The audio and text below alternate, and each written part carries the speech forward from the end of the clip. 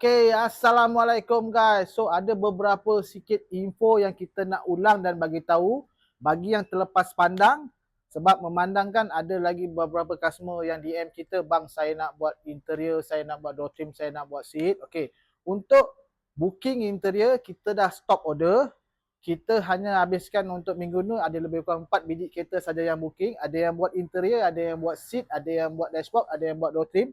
Settle 4 ni kita memang dah tak ambil lagi order. Kita tak lagi restock lagi barang-barang baru. Okey. Item nombor 2, pemandangan kita dekat kedai ni last sampai 22 hari bulan sahaja. Maksudnya minggu ni ada Isnin, Selasa, Rabu, Khamis sahaja. Hari Jumaat saya dah balik Ipoh, saya dah set up kedai baru. Kemungkinan dalam pertengahan bulan 6 baru kita akan buka kedai baru di Ipoh. Jadi buat masa sekarang untuk booking-booking interior semua kita dah stop order. Okey guys.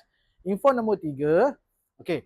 Untuk nak walk in minggu ni 4 hari, ada lagi sikit barang yang kecil-kecil, ada nak custom meter, ada nak custom gear, ada adalah emblem ataupun stiker, ada lagi. Untuk barang-barang yang kecil saja kita boleh ambil walk in.